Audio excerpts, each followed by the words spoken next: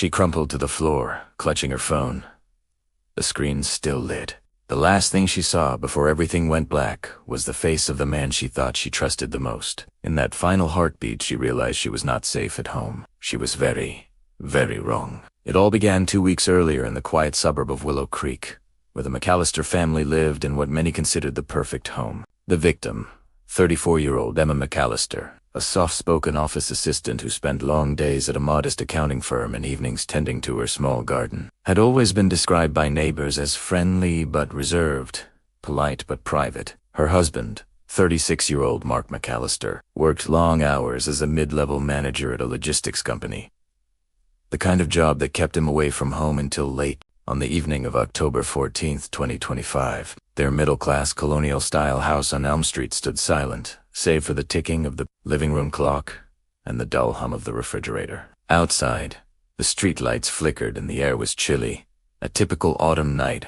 under a sheet of low cloud. Inside, Emma sat alone on the faded blue sofa reading a paperback novel, while Mark, as acclaimed, was working late at the office, or so she believed. She had just texted a friend, a single line. "Home alone tonight. Hope to sleep early," and tapped send. That message would mark the last trace of her normal life. That night, seconds after Emma's final breathless thought passed through her mind, "He said he'd be late." An intruder slipped in through the unlocked back window. The house was bathed in the dim glow of the moonlight. Shadows stretched across the walls as the intruder moved with hesitant precision, as if he had rehearsed this moment in some dark mirror.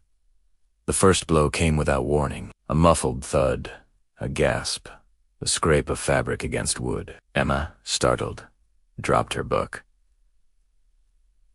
The pages fluttered like wounded wings. She didn't scream, not yet. She froze, disbelief clawing at her throat. The intruder pressed a cloth over her mouth, a rag soaked in chemical odor, the sharp bite of chloroform seeping through the fibers. Her vision blurred, the edges fading to gray, panic rising like a tide. Her phone slipped from her grasp and clattered against the coffee table. In her last conscious moment, she saw his face, but eyes obscured by the black hood, the features hidden in the storm of fear.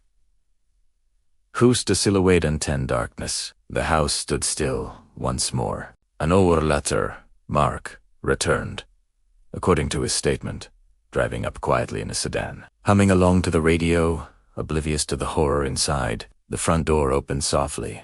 The hinges creaked. The floorboards groaned under his weight. He called out her name with practiced ease. "Emma, I'm home." Silence answered.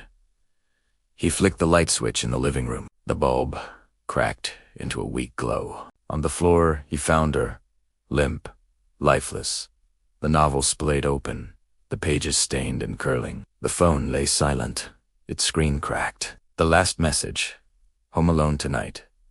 A chill settled over him, or so he claimed. He dropped to his knees, panic flooding his face, a raw, wounded scream ripping from his throat. He fumbled for the phone, dialed 911. Within minutes, cool-headed paramedics arrived, followed by the flashing blue lights and dark uniforms of the police. The neighborhood peeked from behind curtains, whispers rising like cigarette smoke in a room too bright. The scene was cordoned off, the house sealed under yellow tape fluttering in the autumn wind. Thus began the nightmare. Investigators from the county homicide unit arrived, led by veteran detective Olivia Ramirez, a woman acclaimed for her calm under pressure and razor-sharp instincts. The living room became a mosaic of footprints, fingerprints dusted in white powder on coffee table edges, the back window unlocked, the sills smeared with faint smudges. On the floor near the sofa lay a crushed paper towel, a random domestic scrap made sinister by its timing. Crime scene photos captured the eerie stillness, the open book, the lifeless form, the shattered phone screen, the drop of dark liquid seeping into the carpet like spilled ink. There were no signs of forced entry at the front door, no shattered glass, no broken locks, just the open back window. The investigators turned to Mark McAllister. He sobbed, hands shaking, voice trembling. "I wouldn't. I loved her." He claimed to have been at a business meeting until 7 p.m., then at a late dinner with colleagues until 9:30, only arriving at home shortly after 10. The timeline roughly matched a security camera timestamp at his office building. Yet time slots gaped black, no footage outside entry and exit gates. His coworkers' statements were vague. Some remembered seeing his car, others not. The night unfolded into chaos. Detectives interviewed neighbors. Someone recalled a loud thump around 8:45. Another remembered a muffled moan. A stray dog barked twice. Then silence. Emma's phone records revealed one incoming call at 8:47, unknown number. The call never connected. The text sent earlier hadn't been deleted. It still rested in the outbox. No alarm triggered. No camera caught movement. The house had no security system. Forensics took swabs from the towel. The substance proved to be chloroform mixed with an unknown solvent. DNA tests turned up a partial profile, not matching either McAllister. The blood on the carpet was almost entirely hers. Furthest traces on the sofa cushions and carpet fibers.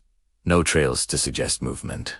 No drag marks, no footprints beyond the sofa. That suggested she was attacked from the front, collapsed near the sofa, never tried to flee. It felt like a trap, like someone she thought she trusted invited danger in. As night turned to days, press descended. Local news outlets plastered photos of the house across their front pages. A crowd gathered outside. Candles flickered on the porch, leaving flowers and notes. Justice for Emma. But whispers turned into rumors.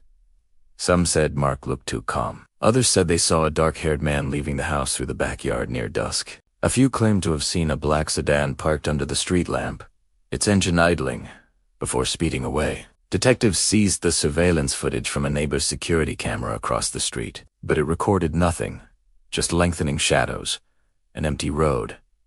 Then, a break. A local pawnshop dealer came forward, noting a man matching the neighbor's description tried to sell a woman's smartphone and a black hooded jacket the night after the murder. Photos captured the hooded figure holding the phone, the same model as Emma S. But his face was hidden, only a gloved hand visible. The timestamp on the pawnshop ledger logged the sale at 11:12 p.m., roughly 40 minutes after Mark claimed to have arrived home. It was a smoking gun. A lead. Detectives staked out the shop.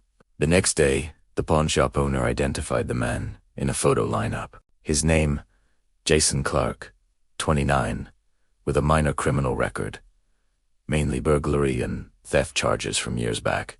He lived a few blocks away in a rundown apartment complex. A warrant was issued and police moved in. Clark cooperated and handed over the jacket Isley, but denied knowing anything about Emma McAllister. The leather gloves were gone, he said. He had borrowed money, needed quick cash, and sold the phone hastily behind the shop before dawn. But when lab technicians tested the jacket, they found faint traces of chloroform odor inside the hood. Strong enough to send someone unconscious. A hair fragment found in the towel matched Clark's partial DNA profile. It seemed airtight. On paper, the case against him was overwhelming. Prosecutors charged him with first-degree murder, kidnapping, and unlawful possession of controlled substances, the chloroform. The trial was scheduled. The community watched. The media pounced. But then Mark McAllister's defense team fired a surprise salvo. They claimed the towel had been planted, the jacket staged, everything orchestrated to frame him. They pointed to the fact that Clark had struggled financially and had motive to rob, not kill. Also, and this would unravel the timeline, Clark, his own cell phone pinged a tower 15 miles outside town at the moment. Police believed he was prowling near Elm Street. Clark's phone ping was verified. Corroborated. His lawyer argued, if he was miles away, hours after the crime. This cannot be our man. The jury listened. Prosecutors countered. Clark could have driven out quickly, sold the phone, and reached the cell tower, catch Boundary in time, plausible in the dark, on empty roads. But defense dug deeper. They uncovered that the pawnshop ledger had been hastily filled. Name written in shaky handwriting. The timestamp scanned by hand rather than automatically recorded. Moreover, no surveillance camera inside the shop captured the transaction. It was one man's word. Without that, crucial evidence vanished. To make matters worse for the prosecution, Clark's alibi held. 2 co-workers vouched he had clocked out at 8:30 p.m. and was seen on foot walking toward the subway near the 15-mile boundary. The jury grew uncertain. Then came the turning point. The description did not match Clark. His neck was clean. Furter. A second tip came from a local rideshare driver, who said he dropped off a passenger at Elm Street around 8:35, with Nolu Gaia, female passenger. Inside, she wore a floral dress, not a jacket. Could it be that the real killer kidnapped Emma, rather than killed her instantly? Maybe he transported her somewhere else, and the body planted later. A search of nearby lakes, abandoned warehouses, old barns yielded nothing. The victim had never left the house alive after attack. Autopsy confirmed. Death by asphyxiation. Lung fluid. No signs of struggle beyond initial contact. No bruises beyond those caused by the cloth. No breakup of nails. No defensive wounds. Forensics concluded she was knocked unconscious quickly. Suffocated in situ. Then why the rideshare and the girl's tip? The defense demanded further investigation. The judge delayed verdict, ordered deeper forensic review, independent experts, a re-examination of the pawnshop's record system, a fresh DNA test on untested swabs from under the sofa cushions, Mons said. The community's anger cooled, interest waned. The media moved to other headlines. Clark sat in jail, waiting. Then, just 8 days before the scheduled closing arguments, prosecutors dropped all charges. They admitted the evidence was not strong enough to meet beyond reasonable doubt. The hooded jacket could not be definitively tied to the crime scene. The DNA match was partial and could be coincidental. The phone sale could have happened, but without surveillance, confirmation, it was hearsay. Clark walked free. The courtroom gasped. Protesters outside held their breath. Clark looked quietly relieved. He lifted his head. Met no cheers, only stunned silence. The newspapers the next day ran the headline, "Man-freed killer still at large." No new leads emerged. The case faded into cold files. The house on Elm Street sold soon afterward, purchased by a family uninterested in its history. A for sale sign replaced the yellow tape. Lawns mowed anew. But the memory of Emma lingered in empty rooms, in fresh paint that couldn't mask the stain on the carpet, in the wind whispering through closed windows. Years later, the only physical reminder remained a cracked telephone, the shattered screen lodged somewhere in the trash of old evidence locked in archives. Detective Ramirez kept the files open, revisiting them late at night, scanning them like dog-eared pages of a failed novel, the mystery still gnawing at her. Who had slipped in through that window? Who had chloroformed a woman sleeping alone on her couch, inside the house, she thought? And why take the phone, the book, the jacket, if not to confuse the trail? To shift suspicion, perhaps to frame someone else. Mark was devastated, publicly silent. Some believed grief weighed on him. Others whispered guilt. But no charges were ever filed against him. The rideshare driver disappeared, his account deactivated. The teenage girl moved away before follow-up interviews. All potential witnesses evaporated. The only thing that remained was a question. Was the killer the man who sold the phone, or someone else entirely, who used him as a pawn in a darker game? To this day, the unanswered question haunts the quiet town of Willow Creek. In sleepy yards, children play unaware. In neat houses, couples dine. Doors locked at night. But not once has the wind stopped carrying the faint whisper of something wrong inside. House that looked perfect. There was no final justice. No closure. Just open files, gathering dust, detectives glancing over old photographs, and a community haunted by what might have been. So now, as you sit there in the dark, headphones on, the screens glow the only light, ask yourself, who really killed Emma McAllister? Was it the man later arrested and freed, or is the real murderer still walking free under a hood, hiding in plain sight behind closed doors and ordinary lives? Maybe you know someone like him. Maybe you live next door. Stay alert.